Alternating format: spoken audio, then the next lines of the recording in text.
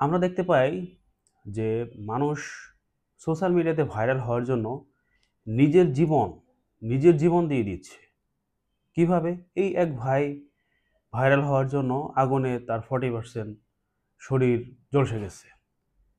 আবার আমরা ইতিপূর্বে আগেও দেখেছি যে ট্রেনে গিয়ে ভিডিও বা ছবি তুলতে গিয়ে সে ট্রেনে কাটা পড়ে মারা গেছে, অথবা মারাত্মকভাবে আহত হয়েছে, বিল্ডিংয়ের ছাদ থেকে পড়ে গেছে।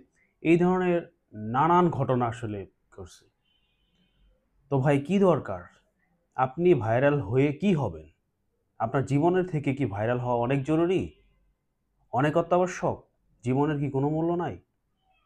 আপনার কি একটু সচেতন হওয়ার কোনো দরকার নাই? আপনার জীবন, আপনার ফ্যামিলি, কোনো মানুষ নাই, কেউ নাই, আপনার কি কোনো রেসপন্সিবিলিটি নাই? প্রিয় বন্ধুগণ, এগুলো আসলে একটু চিন্তা করবেন। ভাইরাল হওয়াই সব কিছু না। আগে জীবন, তারপর অন্য কিছু। বেঁচে থাকলে সব কিছুই সম্ভব।